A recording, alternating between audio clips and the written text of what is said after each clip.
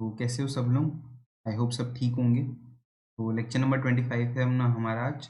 और हमारा lecture number 25 में हम लोग मॉडलिंग पढ़ेंगे, जिसमें पार्ट 4 कंपैरिजन पढ़ेंगे हम लोग। कंपैरिजन देखो, इसके बाद सिर्फ एक टॉपिक बचेगा हम लोग का डाटा फ्रेम में, जो कि बचेगा तुम्हारा एक्सपेरिमेंट वाला। ठीक है, इसके सारे टॉपिक एक्सपेरिमेंट वाले वीडियो के साथ ख़त्म हो जाएंगे। उसके बाद जो है हम लोग इसके बाद पांडास करेंगे ना। तो बने रहो। ये लेक्चर उसके बाद वाला लेक्चर सिर्फ बचेगा, उसके बाद हम लोग सीधा कोडिंग वाले चीज़ों में आ जाएंगे।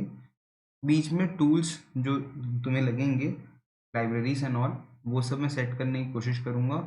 बाकी तो सब ठीक है, वेल एंड गुड है, आई गेस तुम लोग समझ गए होगे। तो back to the lecture. How well our model perform in the real world, ये क्वेश्चन है। ठीक है, कंपैरिजन तुम ना इसीलिए करते हो कि तुम्हें पता चलना चाहिए कि तुम्हारा जो मॉडल बनाए हो तुमने, वो रियल वर्ल्ड में किस तरीके से परफॉर्म कर रहा है। अब वो कैसे पता चलेगा? टेस्टिंग के टाइम पे ही पता चलेगा कि कितना अच्छा परफॉर्म कर रहा है। तो देखो, टेस्टिंग के टाइम में ना कुछ दिक्कतें आती हैं, कुछ चीज़ें सही भी जाती हैं। देखो, अगर जो तुम्हारा डाटा सेट है वो ट्रेनिंग में दे रहा है 98% एक्यूरेसी, ठीक है, और टेस्टिंग फेज में दे रहा है 96, मतलब उसके आसपास ही है ट्रेनिंग पोर्शन। मतलब ट्रेनिंग में जितना दिया था उतना ही टेस्टिंग में भी दे रहा है, लगभग 19-20 का फर्क हो। तो ये मॉडल ना बहुत सही है, तुम्हारा मॉडल बहुत अच्छा काम कर रहा है। सक्सेस मान सकते हो इस मॉडल को तुम्हें। ठीक है, तो ये जो मैं सिर्फ ये परसेंट नहीं बोल रहा हूँ, मैं मतलब जितना परसेंट भी ये प्रोवाइड कर रहा है उसके आसपास ही टेस्ट में भी आ रहा है। तो इसको मैं सही बोलूँगा डाटा को। पर दिक्कतें कब आती हैं? ये दो केस में आती है, अंडर फिटिंग और ओवर फिटिंग। सर इसका मतलब क्या हुआ अंडर फिटिंग ओवर फिटिंग का? बताता हूँ। देखो, अगर मैं ट्रेनिंग के टाइम पे एक्यूरेसी गेन कर रहा हूँ 64%, मैं ये नहीं बताना चाह रहा हूँ कि इतने ही परसेंट के बीच में लाई करेगा तो ये होगा ये होगा। मैं बस एक नंबर ले रहा हूँ, ठीक है, इस बात को याद रखना है। मैं बस सिर्फ एक नंबर ले रहा हूँ, वो कोई भी नंबर हो सकता है। जो गैप है इन दोनों के बीच का, ट्रेनिंग और टेस्ट का, ये इंपॉर्टेंट है, इधर फोकस करो। ओके, तो जो ट्रेनिंग में है 64% मेरे को आ रहा है एक्यूरेसी, पर जब मैं टेस्ट करने जा रहा हूँ तो ये 47% ही दे रहा है सिर्फ। तो ये जो एग्जांपल है इसको कहते हैं under fitting data, under fitting. ठीक है, जो कि ट्रेनिंग के टाइम से कम मिले अगर एक्यूरेसी, तो उसको कहते हैं अंडर फिटिंग। अब आते हैं दूसरे में, जिसमें मैं ट्रेनिंग के टाइम ला पा रहा था 93% एक्यूरेसी, ठीक है, और जब टेस्ट का टाइम था वो दे रहा है तुम्हें 99% एक्यूरेसी। अब तुम्हारे दिमाग में होगा सर ये कैसे पॉसिबल है? हाँ, ये पॉसिबल है। पहले तो इस फिनोमिना को बोलते हैं ओवरफिटिंग।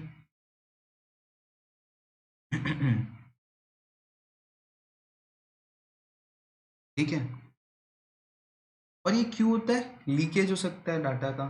तुम्हारा जो ट्रेनिंग डाटा है वो लीक होके तुम्हारे उसमें भी जा सकता है ना, टेस्टिंग डाटा में। अगर ये वही वाला एग्जांपल से समझो कि अगर पेपर देने गए और सैम्पल पेपर जो तुम्हारा फाइनल पेपर था वो सैम्पल पेपर में आ गया, या तुम्हारे कोर्स में आ गया कि यही पेपर आने वाला है, तो तुम 99% अच्छा स्कोर कर पाओगे, क्या पता सैम्पल पेपर से अच्छा स्कोर कर जाओ, अगर उससे ही आ जाए क्वेश्चन तो इसीलिए ओवरफिटिंग जो डाटा है वो भी तुम्हें समझ में आना चाहिए।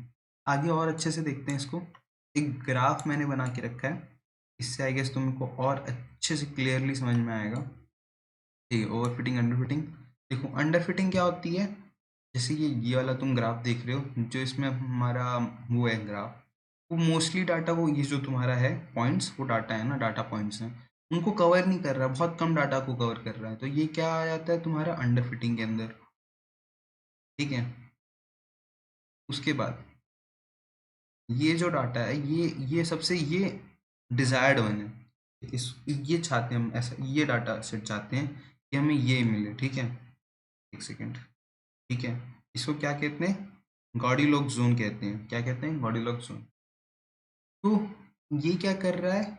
इवनली कैप्चर कर रहा है डाटा को। ठीक है, मतलब ये देखो, कुछ डाटा इस वाले ग्राफ में कुछ डाटा इधर था, कुछ डाटा जो है इधर फंसा हुआ था। थोड़ा स्लो चल रहा है, माइंड मत करना, ये थोड़ा लेट चल रहा है। ठीक है, थोड़ा लैग तुम्हें महसूस हो रहा होगा जैसे अभी आया। तो इस लेक्चर के लिए मन कर लो थोड़ा सा एडजस्ट, नेक्स्ट लेक्चर से ये ठीक हो जाएगा। मैं देखता हूँ क्या इशू है, एक बार चीज़ों को ना रिकनेक्ट करते हैं। सही। तो हम लोग कहाँ थे? हाँ, यहाँ पे थे। तो देखो, तो ये जो एरिया है ना, ये मोस्टली सब चीज़ कवर कर ले रहा है। ये जो ग्राफ है अपना, वो ऑलमोस्ट अच्छे से कवर कर रहा है डाटा सेट के एरिया को, इवनली कवर कर रहा है। ये बैलेंस्ड अप्रोच है, यही अपने को चाहिए। ये सबसे ना जेन्युइन, मतलब कुछ धांधली किए बिना हुआ जो मॉडल होता है ना, वो ये है, ठीक है। और मैं धांधली का वर्ड क्यों इस्तेमाल कर रहा हूँ? जिसको धांधली का मतलब समझ नहीं आ रहा, मतलब करप्ट डाटा, एकदम करप्शंस के साथ बनाओ, ठीक है। जैसे कि अपना ओवरफिटिंग, ये तो भैया करप्टेड है एकदम, ठीक है। इसने लीक किया डाटा अपना, ट्रेनिंग डाटा को लेके ये इसने इसमें डाल दिया है। तो ये देखो, ये इतना एक्यूरेट है कि ये सारे डाटा पॉइंट्स को कवर कर दे रहा है, ऐसे ऐसे ऐसे ऐसे ऐसे ऐसे सांप जैसा बन के। ये इतना एक्यूरेट रिजल्ट दे देगा ना तुम्हें कि वो पॉसिबल ही नहीं है। कुछ दिक्कत है इसमें। मैंने तब स्टार्टिंग में तुम्हें बताया था कि 100% अगर एक्यूरेट हो रहा है तो कुछ तो दिक्कत है भाव, कुछ तो दिक्कत है। तो इसका मतलब है कि ये प्रॉब्लम है। तो सबसे पहले तुम्हारे दिमाग में आना चाहिए डाटा लीकेज हुआ है। जो तुम्हारा ट्रेनिंग वाला था, वो टेस्ट, जो तुम्हारा ट्रेनिंग डाटा है, वो तुम्हारा टेस्ट डाटा बन गया है। मतलब जो ट्रेनिंग डाटा के क्वेश्चन है वही टेस्ट में आ रहे हैं। एक क्रोनोलॉजी इस्तेमाल करके तुम्हें समझा रहा हूँ एग्जाम का। आई गेस तुम्हें एकदम क्लियर हो रहा होगा। आगे बढ़ते हैं। रीज़न क्या है? रीज़न देखो, जो मैं चिल्ला चिल्ला के ऊपर बोल रहा हूँ वो नीचे मैंने रीज़न लिखा भी है। डाटा लीकेज, डाटा लीकेज इधर अपन समझाते हैं आपको। डाटा लीकेज मैं आपको 2-3 बार बता चुका हूँ। एक बार और सही, जो ट्रेनिंग डाटा जो होता है ना, उसके ही सिमिलर सिमिलर क्वेश्चन होते हैं, वो टेस्ट में आते हैं, चलता है, ठीक है। पर अगर सेम क्वेश्चन ही तुम उठा के दे दोगे टेस्ट में, तब तो बच्चा 100% सिक्योर करेगा ही। तो वही है, जो जिस डाटा पे तुम्हें, वो तो एग्जांपल हो गया, जिस डाटा पे मैंने ट्रेन किया है अपने मॉडल को, उसी डाटा को अगर मैं टेस्ट में दे दूं, सेम डाटा को, सेम सिमिलर नहीं, सेम डाटा को, मेरे वर्ड्स एकदम ध्यान से सुनना, सिमिलर डाटा नहीं, सेम डाटा को अगर दे दूं, तो उस केस में ओवरफिटिंग के चांसेस बनते हैं। बनते क्या हैं? मोस्ट ऑफ द केसेस में हो जाते हैं, ठीक है। अब डाटा मिसमैच, दूसरा केस क्या है डाटा मिसमैच होने का? जो हम लोग ने वो पढ़ा था ना, अंडर फिटिंग। वो अंडर फिटिंग का क्या रीज़न है मैं देखता हूँ, दिखाता हूँ, बताता हूँ। सर, अंडर फिटिंग याद नहीं, भूल गए? अरे अभी तो बताया था ना ऊपर कि जितना मैं ट्रेन कर रहा हूँ मुझे उससे भी बहुत कम मिला एक्यूरेसी। अगर मैं ट्रेन कर रहा हूँ डाटा को, वो मुझे दे रहा है 88% एक्यूरेसी, ठीक है। 88% एक्यूरेसी दे रहा है। और मुझे जो है वो वापस टेस्ट पे, तब वो मुझे कितना दे रहा है पता है? तब वो मुझे दे रहा है अप्रॉक्स 64% दे रहा है। सेकेंड, तो वो कम हो गया, पहले से भी कम हो गया। तो वो किस में आ जाता है? अंडर फिटिंग डाटा में आ जाता है, ठीक है। तो क्यों होता है ऐसा? जब तुम्हारा ट्रेनिंग डाटा और टेस्ट डाटा, जब तुम्हारा ट्रेनिंग डाटा और टेस्ट डाटा बिल्कुल फार अपार्ट हो, सिमिलर भी ना हो, आउट ऑफ सिलेबस हो question, most of the question, तब ऐसी चीजें होती हैं। एक होता है ना कि सिमिलर क्वेश्चंस आ गए तो वो सॉल्व हो जाते हैं, पर out of syllabus, out of question ही दे दोगे तुम, तो उसमें तो कुछ नहीं कर सकते। Sir, out of syllabus, out of question data मतलब म्हणजे, देखो जैसे कि उस डाटा में ना डिफरेंट फीचर्स यूज हो जाएंगे, जो तुम्हारा ट्रेनिंग डाटा है उसके फीचर्स मैच ही नहीं करेंगे तुम्हारे टेस्ट डाटा से। सिमिलर डाटा होगा तो फीचर तो सेम ही होगा ना। फीचर भी बदल दोगे तब तो बहुत ही मुश्किल हो जाएगा, तब तो तुमने डाटा के साथ ही छेड़खानी कर दी तुम ही। मतलब थोड़ा एक्यूरेसी थोड़ा तो रखना है ना, सिमिलर डाटा तुम्हें देना है टेस्ट के लिए, और तुमने डाटा ही चेंज कर दिया, तब जो प्रॉब्लम फेस करना होता है तुम्हें, वो होता है अंडर फिटिंग डाटा। यस, तुम्हें इतना क्लियर हो गया होगा, समझ में आ गया होगा। अपन आगे बढ़ते हैं, ठीक है। इसके फिक्सेस क्या हैं? कैसे फिक्स कर सकते हो इन दोनों प्रॉब्लम्स को तुम? ठीक है, तो उसमें कुछ लिखे हैं पॉइंट्स, अंडर फिटिंग में देखते हैं। अंडर फिटिंग को सही करने के लिए एक एडवांस मॉडल की तरफ जा सकते हो, जिसमें डाटा और अच्छे से ले।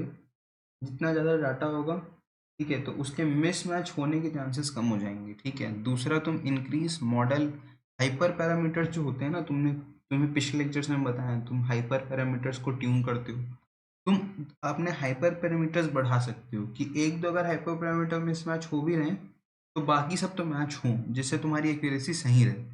ठीक है। रिड्यूस अमाउंट ऑफ फीचर्स, जो फीचर्स है उसको कम कर सकते हो, क्योंकि सिमिलर फीचर्स मैच करने चाहिए। ठीक है। और ट्रेन, लास्ट पॉइंट है ट्रेन लॉन्गर।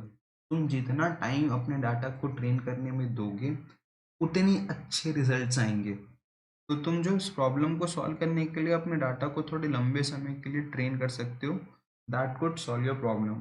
ठीक है। अब हम आते हैं ओवरफिटिंग में। ओवरफिटिंग में थोड़ी चीज़ें तुम्हें दिमाग से ऊपर जा सकती हैं, क्योंकि हैं ओवरफिटिंग में ना, कलेक्ट मोर डाटा। ठीक है। डाटा और अच्छे से लो, बड़े डाटा पे करो। छोटे डाटा में कभी कभी क्या होता है, छोटा डाटा जो होता है ना, वो इतना अच्छे से मॉडल ले लेता है कि देखो अगर 10 डाटा हुआ तो वो 10 तो आराम से प्रेडिक्ट कर लेगा। अगर तुम ज़्यादा डाटा लोगे तब तुम्हें एक बैलेंस अप्रोच दिखेगा। ठीक है। दूसरा, try a less advance model. हाँ, ये बात थोड़ी थोड़ी पचाने के लिए मुश्किल है, मैं मानता हूँ। बट हाँ, कभी कभी क्या होता है कि एक प्रॉब्लम होता है जिसके लिए उतना एक्यूरेट मॉडल तुम्हें ज़रूरत नहीं है, क्योंकि वो बहुत ज़्यादा टाइम लेता है। अब ये क्या करेगा, एडवांस मॉडल है ना, वो छोटे प्रॉब्लम को इतना अच्छे से कर लेगा कि उसकी एक्यूरेसी बहुत ज़्यादा हाई हो जाएगी, जो कि एकदम ही तुम्हें अनबिलीवेबल अनबिलीवेबल लगेगी। ठीक है। और दूसरी बात ना, वो एकदम रटने वाला काम हो जाता है। तो एक लेस एडवांस मॉडल भी के अप्रोच के लिए भी तुम जा सकते हो, ये प्रॉब्लम सॉल्व करेगा। देखो, कुछ चीज़ों से अभी तुम्हें लगेगा कि सर ये कैसे हो रहा है, ये कैसे हो रहा है। अभी थ्योरी पोर्शन चल रहा है, तुम्हें इसमें कुछ डाउट है तो तुम बोलना। आगे जैसे जैसे हम लोग कोड करेंगे, प्रोजेक्ट्स बनाएंगे ना, तुम्हें डॉट्स, एक एक डॉट्स कनेक्ट करते जाओगे तुम, और तुम्हारे लिए ना पढ़ना आसान हो जाएगा। अभी मैं जान रहा हूँ कुछ लोग बोर हो रहे होंगे थ्योरी पोर्शन को देख के। ठीक है। पर जल्दी से जल्दी हम लोग कोड चालू करेंगे। विद इन 2 लेक्चर्स हम लोग कोड करना चालू कर देंगे, या इन्वायरमेंट सेटअप करना चालू कर देंगे, तुमको समझ में आने लग जाएंगी चीज़ें। ठीक है। तो आई गेस यहीं तक था ये लेक्चर। कुछ बचा तो नहीं है इस लेक्चर में, मैं देख लेता हूँ। हाँ, अरे बचा है, बचा है, बचा है, बचा है। ठीक है। Things to remember. देखो, want to want to avoid overfitting and underfitting। ठीक है। जनरलिटी पे के तरफ ही तुम्हें चलना है। तुम्हें ओवरफिटिंग और अंडरफिटिंग दोनों को दिमाग में रख के चलना है कि ये दोनों चीज़ें तुम्हारे जो मॉडल के साथ होनी नहीं चाहिए। ठीक है। Keep the test set separate at all cost. जो जिस सेट पे तुम टेस्ट कर रहे हो, जिस सेट ऑफ डाटा पे तुम टेस्ट कर रहे हो, जो मैं तुम्हें बता चुका हूँ, उस डाटा को एकदम सेपरेट रखो, क्योंकि वो लीक नहीं होना चाहिए, या वो मिक्स मर्ज नहीं होना चाहिए ट्रेनिंग डाटा से, जिससे ना तुम फॉल्स एक्यूरेसी पे रहोगे फिर। ठीक है। Compare apple to apple. अब कंपेयर टू एप्पल मतलब सर, जैसे कि अज्यूम कर लो तुम्हारे पास ना, अगर ये थोड़ा सिस्टम मेरा साथ दे दे तो मैं तुम्हें अच्छे से बता दूँ। अगर इनपुट है तुम्हारा, ठीक है,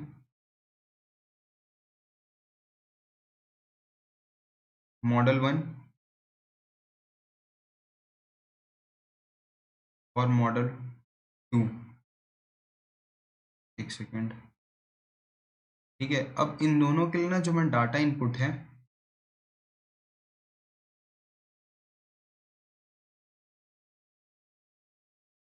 इन दोनों के लिए जो मेरा डाटा इनपुट है ना, वो दोनों सेम है। ठीक है। तो जो मेरा डाटा इनपुट हुआ वो सेम हो गया दोनों के लिए।